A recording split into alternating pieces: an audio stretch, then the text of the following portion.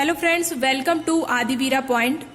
मित्रों, आज हमने इस वीडियो में सम्मिलित किया है एसएससी CHSL 12 अक्टूबर 2020 की शिफ्ट फर्स्ट सेकंड थर्ड तीनों में जो मैथ के क्वेश्चन आए हैं वो हमने सम्मिलित किए हैं। लगभग 35 से 40 यहाँ पर क्वेश्चन हमने लिए हैं।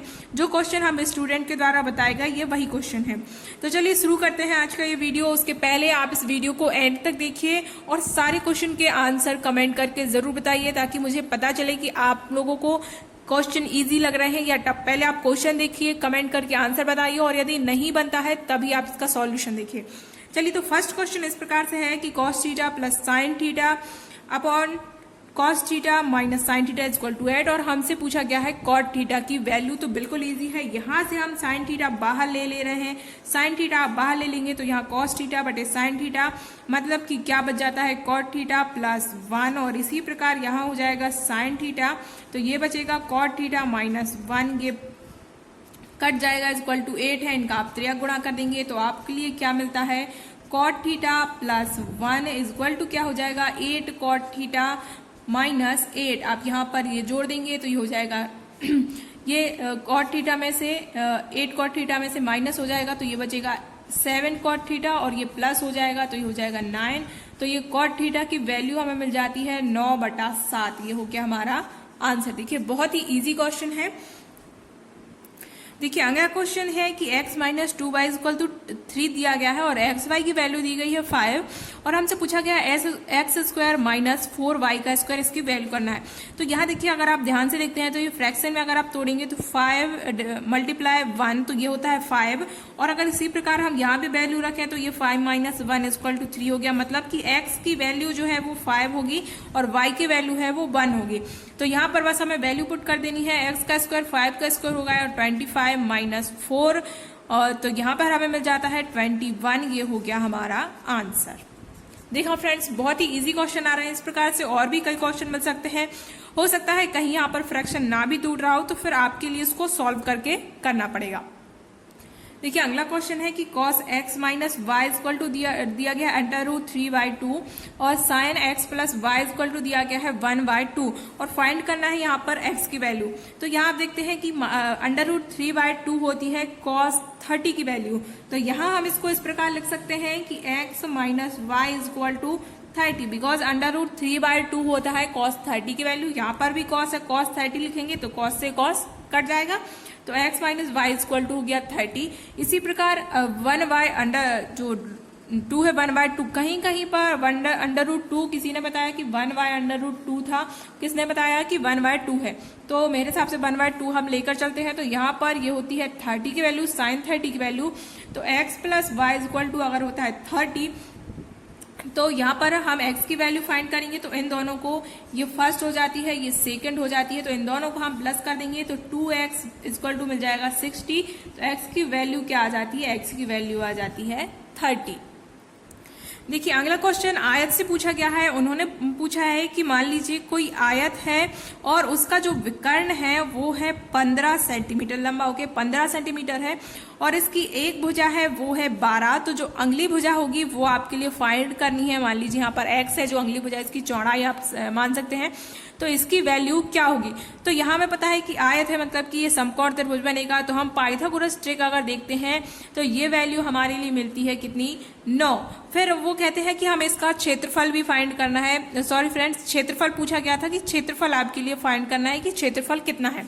तो हमें क्षेत्रफल फाइंड करने के लिए ये भी चाहिए पड़ेगा। तो चलिए हम सबसे पहले ये वाली भुजा निकाल लेते हैं जो चौड़ाई है।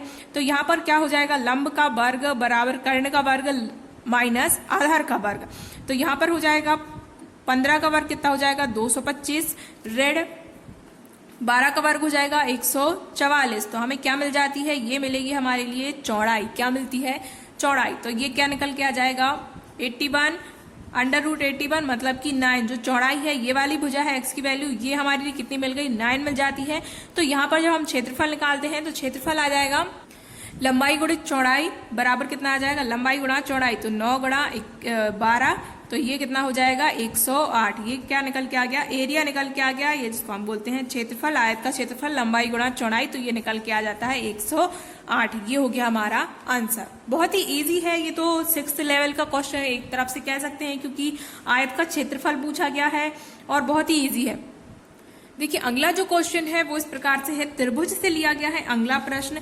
तो इस प्रकार उन्होंने बताया, भाषा के रूप में आया था ये क्वेश्चन। मैं आपको चित्र बना के बता रही हूँ कि एक त्रिभुज है, एक ट्राइंगल है, जिसका नाम हम दे सकते हैं XYZ है। ओके, यहाँ पर मध्य बिंदु, इन दोनों भुजाओं के ये जो है मध्य बिंदु है, Y का मध्य बिंदु हो जाता है M और ZX का मध्य बिंदु हो जाता है N। ओके, तो ZX का, तो ये दोनों भुजाएं बराबर होंगी, स्वाभाविक सी बात है। और इनके बीच में कोई एक बिंदु है L, और जो इनका रेशो है 1:2, मतलब कि जो ML रेशो LN है, उनका जो रेशो है वो 1:2 है। ओके, फिर वो हमें दे रहे हैं कि ML की जो वैल्यू है वो है 3 सेंटीमीटर। तो फिर हमसे पूछा गया है कि YZ की आप वैल्यू बताइए कि YZ की वैल्यू क्या होगी। अब देखिए, अगर ML की वैल्यू कितनी है 3 है, तो यहाँ पर अगर 1:2 LN और MN का क्या है रेशो 1:2, तो यहाँ पर जो LN की वैल्यू होगी वो कितनी हो जाएगी 6 हो जाएगी। और 6 और 3 ये हम जोड़ देंगे तो ये हमें MN की वैल्यू जो है वो मिल जाएगी कितनी, 9 मिल जाएगी। और हम मध्य बिंदु प्रमेय से जानते हैं कि ये भुजा इसकी आधी होती है, मतलब कि जो MN है वो YZ का आधा होगा, मतलब कि YZ दुगना है, तो 9 का आप 2 गुना कर देंगे तो कितना हो जाएगा, YZ की वैल्यू आपको मिल जाती है 18, 9 दूनी 18। ये हो गया हमारा आंसर। इसको हम कहते हैं मध्य बिंदु प्रमेय। आप इसके यही मध्य बिंदु प्रमेय यही कहती है कि अगर इन दो भुजाओं की जो मध्य बिंदु है वे मिल रहे हैं आपस में, तो ये वाली भुजा इस भुजा की कितनी होती है, आधी होती है। चलिए फ्रेंड, तो अगला प्रश्न है कि कोई मूलधन है, कितना 35,000 रुपए मूलधन है, वो 10% वार्षिक दर से कितने समय में मिश्र धन 45,000 रुपए हो जाएगा। ठीक है, तो यहाँ पर हमारे लिए सिंपल इंटरेस्ट से पूछा है साधारण ब्याज। तो यहाँ पर अगर हम साधारण ब्याज निकालते हैं, मिश्र धन में से मूलधन हम माइनस कर देंगे, तो यहाँ पर हमारे लिए मिलता है 10,000 रुपए। ये हो जाएगा साधारण ब्याज। अब पूछा गया है कि समय कितना लगेगा, तो बस हम यही फॉर्मूला लगा देंगे। साधारण ब्याज का हमारे लिए फॉर्मूला लगाना है, तो साधारण ब्याज बराबर क्या होता है, मूलधन गुणित दर कितनी है 10 गुणित समय, और बटे में कितना आता है 100 आ जाता है। यहाँ शून्य से शून्य कट जाएंगे, तो यहाँ पर हमें जो टाइम है वो कितना मिल जाता है 100 डिवाइड बाई 35, तो ये हो जाएगा 20/7, या फिर इसको आप लिख सकते हैं 2 सही 6/7 साल। ये आपके लिए मिल जाता है टाइम। अगला प्रश्न है, उसमें हमसे पूछा, हमें दिया गया है A + B + C, यह हमें दिया गया है 18, और AB + BC + CA ये हमें दिया गया है 107, और हमसे पूछी गई है वैल्यू A का क्यूब + B का क्यूब + C का क्यूब -3ABC, इसकी वैल्यू हमारे लिए फाइंड करनी है। तो इसका जो सरसमीका होती है वो आपके लिए मालूम है, इसका बराबर होता है x + y + z, और सॉरी आप इसको A + B + C के फॉर्म में मैं लिख देती हूँ, A + B + C, और ये होता है A + B + C का स्क्वायर -3AB + BC + CA, ये होती है इसकी सरसमीका। बस सारे मान हमारे लिए दिए गए हैं, इसका बस मान हमारे लिए पुट कर देना है। A + B + C की वैल्यू हमें कितनी दी गई है, 18 दी गई है।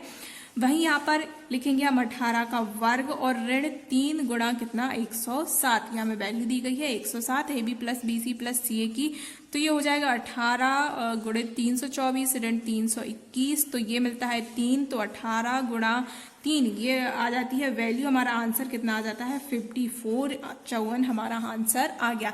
देखिए इस प्रकार के कई सवाल पूछे गए हैं, और इन सवालों में आपके लिए सबसे महत्वपूर्ण होती है सर्व समीकरण जो है वो आपके लिए याद होनी चाहिए। देखिए अगला प्रश्न इस प्रकार से था, 1060 - 1015 अपॉन 1 + 1060 × 1015, इसकी वैल्यू हमसे फाइंड करने के लिए पूछी है। तो ये सीधा सीधा सा सूत्र है, इसकी वैल्यू आपके लिए ये वाला सूत्र याद होगा 10A + B, ये वही आपके लिए लगाना है। तो यहाँ पर A 60 और B हो गया 15, तो यहाँ पर लग जाएगा 10, देखिए माइनस है तो ये माइनस हो जाएगा, तो 60 माइनस 15, तो ये कितना हो जाएगा 1045 हो जाएगा। 1045 की वैल्यू आपको मालूम है 1 होती है, बस यही हो गया हमारा आंसर। अगला क्वेश्चन इस प्रकार से पूछा गया है कि कोई एक आयत है और आयत की जो लंबाई चौड़ाई है इनका जो रेशो है वो है 5:2। ठीक है, 5:2 के अनुपात है लंबाई और चौड़ाई, तो हमने लंबाई 5x चौड़ाई 2x मान लिया। और इसका जो परिमाप है, ठीक है, परिमाप हमारे लिए दिया गया है कितना 238 परिमाप दिया गया है। और ये हमसे क्या पूछ रहे हैं कि आपको निकालना है लंबाई। इसकी जो लंबाई है वो आपके लिए निकालनी है कि इस आयत की लंबाई आखिर में कितनी है। तो परिमाप निकालने के लिए हम क्या करते हैं, परिमाप होता है चारों भुजाओं का योग, मतलब कि यहाँ पर कितना हो जाएगा, सॉरी यहाँ पर ये परिमाप नहीं दिया गया है, ये दिया गया है लंबाई और चौड़ाई का योग दिया गया है कि इसकी लंबाई और चौड़ाई को हम जोड़ते हैं। परिमाप नहीं पूछा, लंबाई और चौड़ाई दी गई है 238 और फिर पूछा है कि लंबाई कितनी होगी।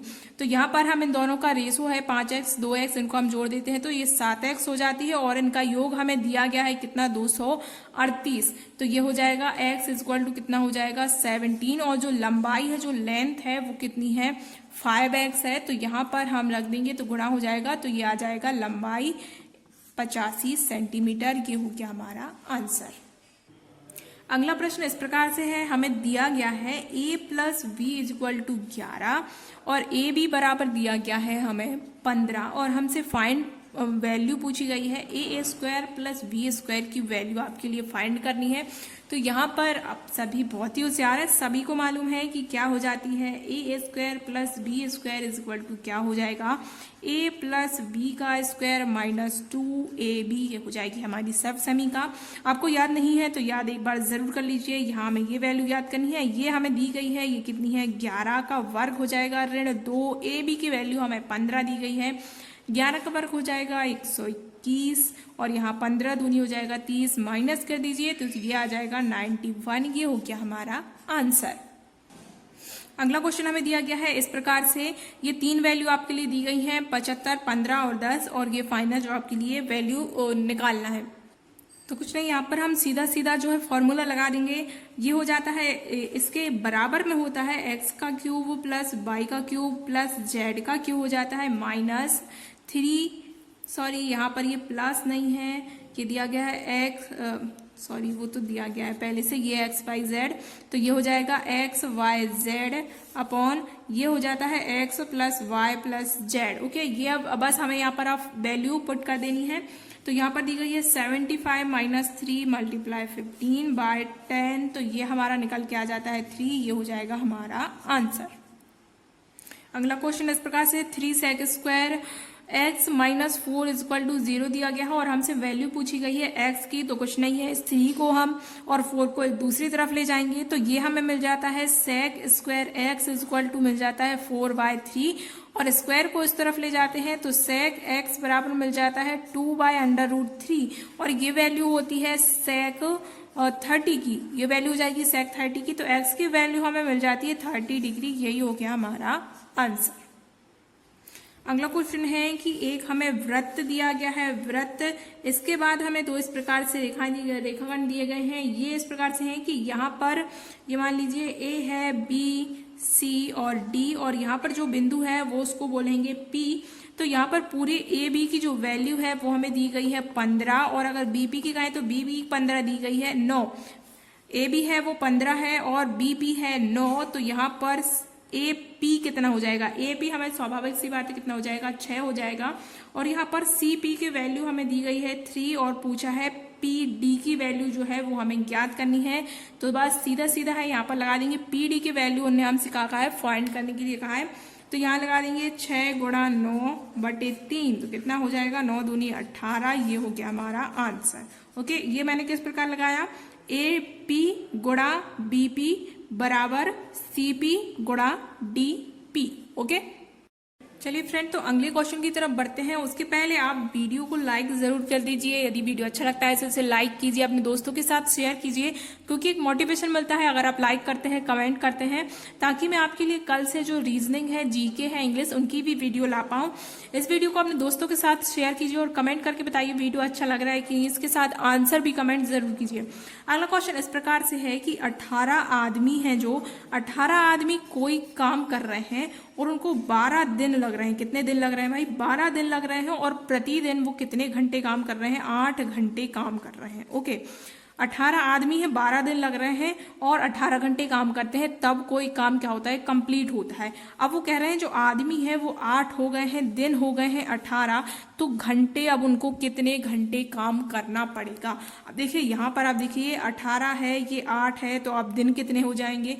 दिन थे 12, तो यहाँ पर घंटे कितने हो जाएंगे? 12 घंटे हो जाएंगे। ओके, आपको पता ही है ये इनके बराबर होता है, दोनों चीजें बराबर हो जाती हैं गुणा करने पर। ओके, आ गया होगा समझ में? देखिए अगला प्रश्न है। अगला प्रश्न इस प्रकार से दिया गया है कि कोई त्रिभुज है। ओके, कोई त्रिभुज है। ये सारे क्वेश्चन जो है इबारत के रूप में, भाषा के रूप में पूछे गए। मैं आपको सीधा डायग्राम बता रही हूँ। यहाँ पर कोई त्रिभुज है ABC। ओके, तो AB का जो मध्य बिंदु है वो है M, और यहाँ पर AC का जो मध्य बिंदु है वो है क्या? N। ये दोनों को मिला देते हैं, ठीक है। ये मध्य बिंदु है, इसलिए ये भुजाएं कैसी होती हैं? बराबर हो जाएंगी। तो यहाँ पर जो MC है और BN है, इन दोनों को जो बिंदु जहां पर ये एक दूसरे को प्रतिच्छेद करते हैं, ये बिंदु अगर G है, तो ये कह रहे हैं कि त्रिभुज MGN का जो रेशो है वो त्रिभुज ABC के त्रिभुज, तो इन दोनों के क्षेत्रफल का जो रेशो है वो क्या होगा? इन दोनों का जो रेशो है वो क्या होगा? ये हमसे अनुपात में पूछा गया है। तो ये आप सभी को पता है, ये रेशो कितना होता है? 1/12। ओके, ये हो गया आंसर। ये 1/12 ये रेशो होता है। पढ़ी पढ़ाई कहानी है, ये पहले से सिद्ध है।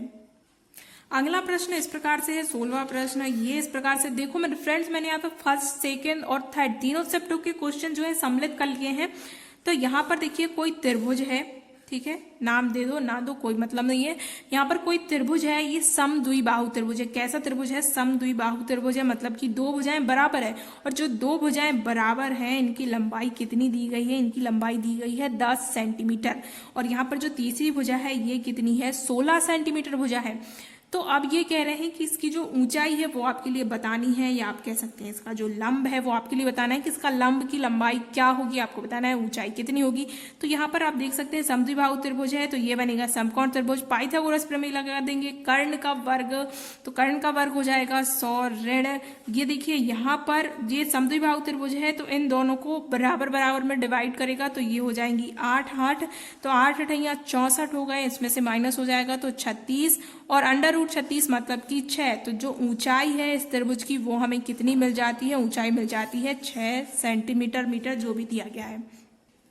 देखिए अगला प्रश्न इस प्रकार से पूछा गया है कि कोई दो व्यक्ति हैं, ए और बी। कौन है? ए और बी हैं, और इनकी जो उम्र का अनुपात है ये दिया गया है 3:2। उम्र का अनुपात है 3:2, और इनका जो डिफरेंस है, ओके, जो इनका अंतर है, ए और बी का उम्र का अंतर है वो कितना दिया गया है? 24 वर्ष अंतर दिया गया है।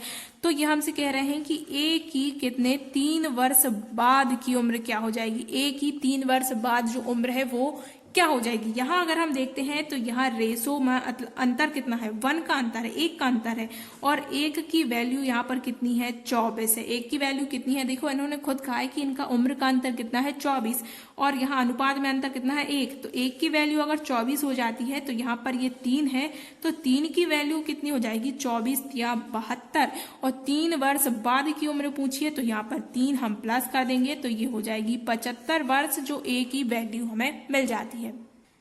देखिए अगला प्रश्न है कि कोई वस्तु है उसको 216 रुपए में बेचते हैं, मतलब कि जो सेलिंग प्राइस है वो कितनी दी गई है? 216 रुपए दी गई है, और जो लॉस हो रहा है, जो हानि हो रही है वो हो रही है 10% की हानि हो रही है। तो वो यहाँ पर पूछ रहे हैं हमसे सीपी, मतलब कि क्रय मूल्य, वो हमसे पूछ रहे हैं कि कितना हो जाएगा। तो बस आप तो बहुत होशियार हैं, आप सभी को फॉर्मूला पता है। यहाँ पर हो जाएगा विक्रय मूल्य बटे 100 ऋण हानि प्रतिशत गुणित 100, ये होता है फॉर्मूला विक्रय मूल्य। निकालने के लिए बस कुछ नहीं करना है, आप सीधा सीधा आपको कर देना है सॉल्व। 216/90 गुणा 100, बस यहाँ पर काट दीजिए तो आपको निकल के आ जाएगा 3 त्रिका 9, 3 7 21, 3 दूनी 6, 3 एकम 3 दूनी 6, 3 चौके 12। तो ये आपके लिए मिल जाती है विक्रय मूल्य, क्रय मूल्य, कॉस्ट प्राइस आपके लिए मिल जाती है 240 रुपए। अब देखिए दोनों शिफ्टों में लगभग एक से क्वेश्चन आए थे। एक शिफ्ट में आया था कि 63,000 रुपए जो हैं वो एक्स, वाई और जेड में बांटे जाते हैं। तो वाई का हिस्सा आपके लिए बताना है कि कितना मिल रहा है, जब एक्स वाई का रेशो 5:7 है और वाई जेड का रेशो है 8:9। फ्रेंड्स जो वैल्यूज हैं इनमें थोड़ा ऊपर नीचे हो सकता है, बट आपको क्वेश्चन का टाइप पता होना चाहिए, ठीक है। और इसी प्रकार का क्वेश्चन सेकंड शिफ्ट में भी पूछा गया। यहाँ पर पूछा गया है कि 3600 रुपए जो है ए, बी और सी में बांटे गए हैं। तो यहाँ पर आपको सी का जो हिस्सा है वो बताना है। जब ए रेशो बी कितना है 1.5:2 और बी रेशो सी है 2:2.5, 1.5:2 और 2:2.5। ओके, इस प्रकार से पूछा है। तो यहाँ पर हम क्या करते हैं, सबसे पहले आप लोग जिनको पता होगा आप आंसर बता सकते हैं, और जिनको नहीं पता इस प्रकार के क्वेश्चन तो उनके लिए मैं पूरा सॉल्व करके बता रही हूँ। यहाँ पर ए रेशो बी रेशो सी हम निकालते हैं तो ये हो जाएगा 1.5 अनुपात बी का क्या है 2 है। अब यहाँ पर सी की कुछ नहीं दी गई तो यही 2 हम यहाँ पर लिख देते हैं। और आप देखिए बी और सी दिया गया है कितना 2 रेशो और 2.5। अब यहाँ पर ए कुछ नहीं है तो जो बी की वैल्यू है इसी को हम यहाँ आगे लिख देंगे 2, तो ये हमें मिल जाएगा। गुणा कर देंगे 1.5 दूनी हो जाएंगे 3, 2 दूनी 4 और 2.5 दूनी हो जाते हैं 5। ओके, ये हमें रेशो मिल गया ए रेशो बी रेशो सी। बस अब हमें कुछ भी नहीं करना है, ए रेशो बी रेशो सी मिल गया। तो वैल्यू हमें किसकी निकालनी है, सी को कितना मिलेगा ये हमें पता करना है। तो 5वां हिस्सा मिलेगा कितने में से। अब देखिए यहाँ पर जोड़ लीजिए 4 और 3 7 और 7 और 5 12, 12 में से 5वां हिस्सा सी को मिलने वाला है। और रुपए कितने थे भाई 3600 रुपए थे। कट पिट हो जाएगा 12 एकम 12, 24, 12 तिया 36। ओके, तो 5 तिया 15, 1500 रुपए किसको मिलने वाले हैं, 1500 मिलेंगे सी को। शायद ये स्क्रीन पर नहीं आ पाया था। यहाँ पर हमने गुणा किया था 1.5 का 2 में, तो 1.5 दूनी 3 हो गए थे, 2 दूनी 4 हो गया था और यहाँ 2.5 दूनी 5 हो गए थे। इन तीनों को हमने जोड़ दिया तो ये यहाँ पर 12 आ गया था। देखिए अगला प्रश्न इस प्रकार से दिया गया है कि मान लीजिए कोई वृत्त है। ओके, वृत्त है, यहाँ पर केंद्र है, यहाँ पर इनकी ये त्रिज्याएं जा रही हैं और ये मिलकर एक त्रिभुज बना रही हैं।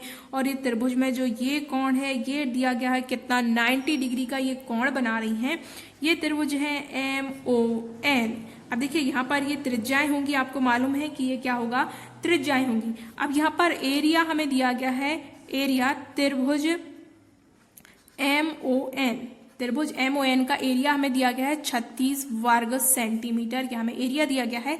तो हमसे एरिया पूछा है वृत्त का, या आप कह सकते हैं क्षेत्रफल पूछा गया है। वृत्त का क्षेत्रफल कितना होगा ये हमसे फाइंड करने को बोला है। तो यहाँ पर देखिए हमें जो ये त्रिभुज है ये पता है 90 डिग्री का है। तो यहाँ पर जो वैल्यू होगी तो वो हम निकाल लेंगे। क्या हो जाएगा, त्रिभुज का क्षेत्रफल बराबर 1/2 आधार गुणित ऊंचाई। आधार गुणित ऊंचाई क्या, यहाँ पर तो त्रिज्याएं हैं, आधार भी है और ऊंचाई भी है, ये तो कर्ण हो जाएगा क्योंकि 90 अंश के सामने है। तो यहाँ पर r का वर्ग बराबर कितना हो जाएगा 36। ये इन्होंने हमारे लिए पहले से दिया गया है, ठीक है। यहाँ पर हम गुणा कर देंगे तो यहाँ पर r की वैल्यू जो हमारे लिए मिलती है, r स्क्वायर की वैल्यू हमें मिल जाती है कितनी 36 दूनी 72, r स्क्वायर की वैल्यू मिल जाती है। तो यहाँ पर वृत्त के क्षेत्रफल का सूत्र क्या होता है भाई, वृत्त के क्षेत्रफल का सूत्र होता है पाई r स्क्वायर। तो ये हो जाती है 72 पाई, या फिर जो ऑप्शन में दिया गया हो, फिर 22/7 करके अगर दिया गया है और 3.14 जो भी करके दिया गया है आप उसको वैसे आंसर करके लिख सकते हैं। देखिए यहाँ पर एक क्वेश्चन और इस प्रकार से पूछा गया था। ये क्वेश्चन था कि यदि x + 1 yx इसकी वैल्यू दी गई है 2, तो फिर वो हमसे पूछ रहे हैं x⁴ + 1 yx⁴ की वैल्यू क्या होगी, ये आपके लिए फाइंड करके बताना है। तो यहाँ पर आप देखिए कि जब इसकी वैल्यू 2 कब हो सकती है, जब यहाँ पर होगा 1 + 1 तभी तो ये 2 होगा। तो जब 1 और इसकी वैल्यू है 1 इसकी वैल्यू है तो इसकी वैल्यू भी क्या हो जाती है 2 हो जाती है। ये पहले से प्रमाणित है। अब देखिए अगर बात करें कि इस प्रकार का और क्वेश्चन आ जाता है, यहाँ पर 2 की जगह पर 3, 4, 5 कोई और वैल्यू दी जाती है, तब आपके लिए जो ये वैल्यू है ये मान लेना है a, ये वैल्यू आपको मान लेना है a, और इस प्रकार से सूत्र लगाना है कि a to the power 4 minus 4a का स्क्वायर प्लस 2। आप ये फॉर्मूला लगाइए, आपके लिए वैल्यू मिल जाएगी। चलिए, तो हमारा अगला क्वेश्चन है कि a plus B plus C equal to 2 दिया गया है और 1/a धन 1/b धन 1/c बराबर 0 दिया गया है। a का वर्ग धन b का वर्ग धन c का वर्ग, इसकी हमसे वैल्यू पूछी गई है। तो यहाँ पर आप देखते हैं, अगर इसको हम सॉल्व करके लिखते हैं तो ये क्या हो जाएगा, ये हमें मिलेगा A B plus B C plus C A, और बटे में कितना मिलता है, बटे में मिलेगा ए बी सी बराबर 0। मतलब कि आप देखेंगे A B plus B C plus C A बराबर कितना हो जाता है, 0। ये आपके लिए मिलता है। अब देखिए इसका जो सर्व समीका होती है वो किस प्रकार होती है, वो होती है a धन b धन c का वर्ग ऋण 2ab धन bc धन ca, ये होती है सर्व समीका, आपको याद होनी चाहिए। यहाँ पर इसका मान दिया गया है 2, तो 2 का वर्ग 4 ऋण, यहाँ पर देखिए ये 0 है इसकी वैल्यू, तो कितना हो जाएगा 0। तो हमारा आंसर कितना आ जाता है, आंसर आ जाता है 4। यहाँ पर एक और क्वेश्चन है जिसकी बात करें जो रिपीट हुआ है। यहाँ पर एक वृत्त का क्वेश्चन है जो दोनों शिफ्टों में, तीनों शिफ्टों में आया है।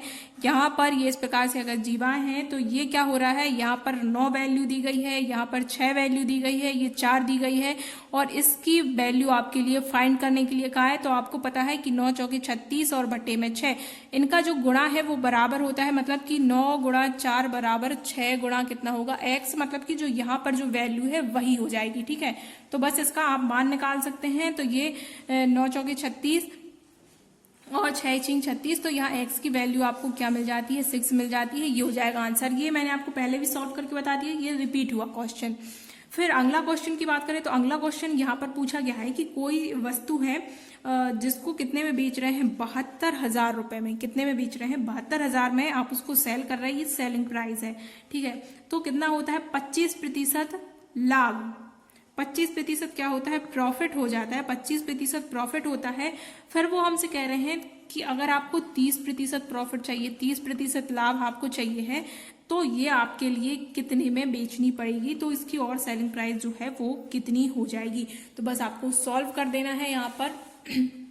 देखिए मैं प्रश्न एक बार फिर से बता देती हूँ कि कोई वस्तु 72,000 रुपए में बेचने पर 25% का लाभ होता है। इस वस्तु को 30% लाभ कमाने के लिए कितने रुपए में बेचना होगा।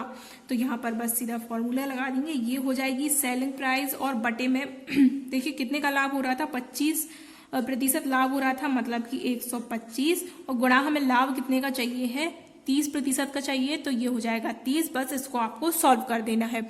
अब बात करें कि एक विभाज्यता के नियम से भी एक प्रश्न आया था, तो आपको विभाज्यता के नियम भी पता होने चाहिए आपके लिए। मान लीजिए कोई बड़ी से बड़ी संख्या दे दी और फिर आपसे पूछा गया कि ये संख्या, मान लीजिए आपके लिए कोई 7-8 नंबर की कोई संख्या दे दी और फिर उससे पूछा कि ये क्या 12 से विभाजित है, क्या ये 11 से विभाजित है।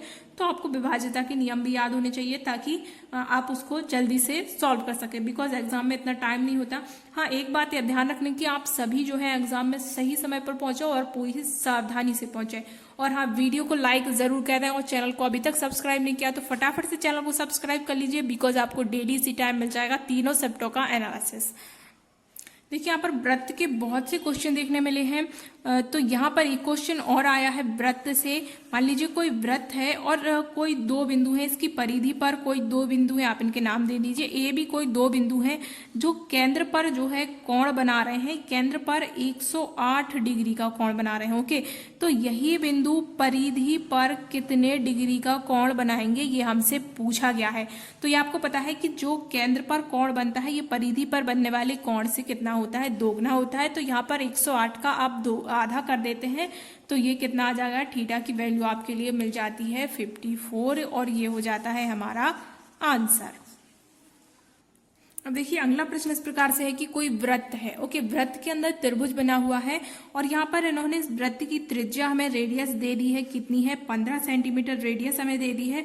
और यहाँ पर एक जीवा है जिसकी लंबाई कितनी है 24 है। तो ये हमसे कह रहे हैं कि केंद्र से इस जीवा की दूरी आपके लिए ज्ञात करनी है। ठीक है, केंद्र से इस जीवा की दूरी आपके लिए ज्ञात करनी है कि कितनी होगी। तो यहाँ आपको पता है कि ये 24 है, तो ये कितने कितने में डिवाइड हो जाता है, ये 12 में डिवाइड हो जाएगा। ये आपके लिए 15 दिया गया है। तो पाइथागोरस त्रिक की सहायता से आप बता सकते हैं कि OA की वैल्यू जो है कितनी हो जाएगी, 9 हो जाएगी।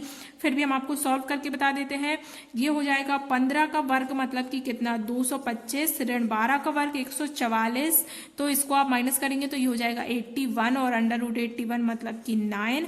OA की वैल्यू आपके लिए कितनी मिल जाती है 9। देखिए अगला क्वेश्चन इस प्रकार से दिया गया है 4 cos square theta minus 3 sine square theta plus 2 = 0 दिया गया है और हमसे पूछा गया है tan थीटा की वैल्यू आपसे पूछी गई है। तो यहाँ cos स्क्वायर थीटा को हम लिख सकते हैं 1 माइनस साइन स्क्वायर थीटा। तो 4 1 minus sine square theta minus 3 sine square theta, ये अब पहले से दिया गया है, प्लस 2 = 0। आप इसका यहाँ पर गुणा कर देंगे तो ये 4 हो जाएगा, ये 4 हो जाएगा। तो यहाँ पर 4 और 2 ये हो जाएंगे 6 और इसी प्रकार से ये हो जाएगा ऋण 7। तो ये हो जाएगा 6 ऋण 7 साइन स्क्वायर थीटा बराबर में 0, पक्षांतर हो जाएगा। तो ये हो जाएगा 6 बराबर 7 स्क्वायर साइन स्क्वायर थीटा।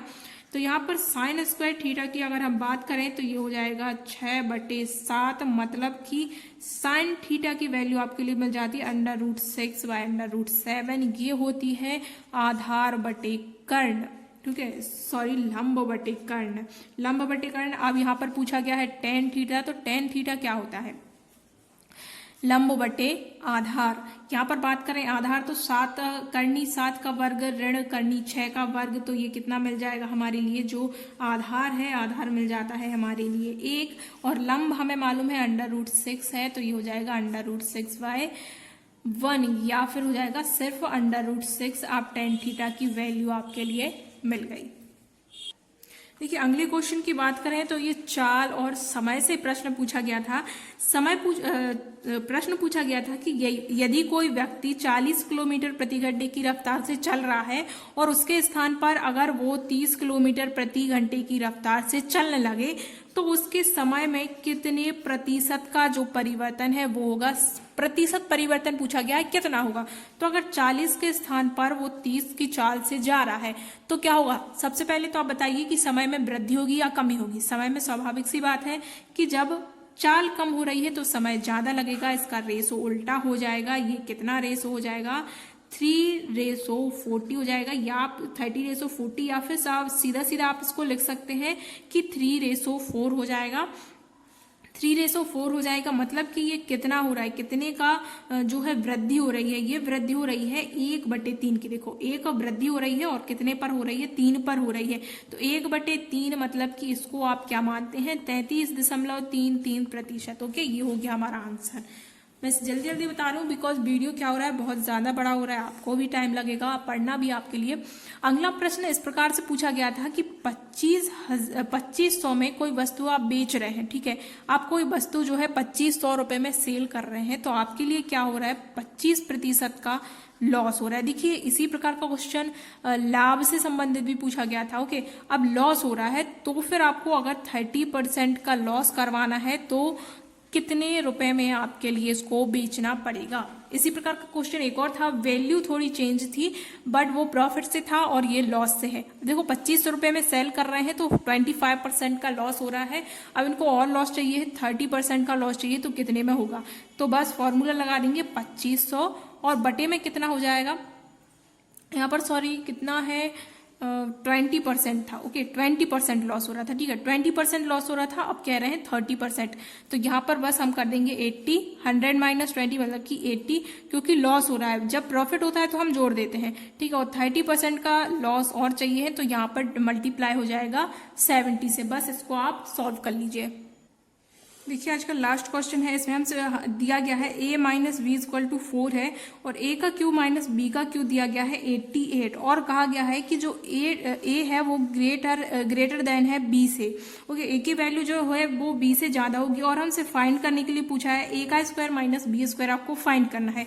तो a स्क्वायर b स्क्वायर मतलब कि क्या हो जाएगा a square minus b square क्या हो जाता है a प्लस b और सेकंड कोष्टक a माइनस b। तो यहाँ पर a माइनस b तो हमें दिया गया है हमारा चक्कर है ए प्लस बी का जो हमें फाइंड करना है।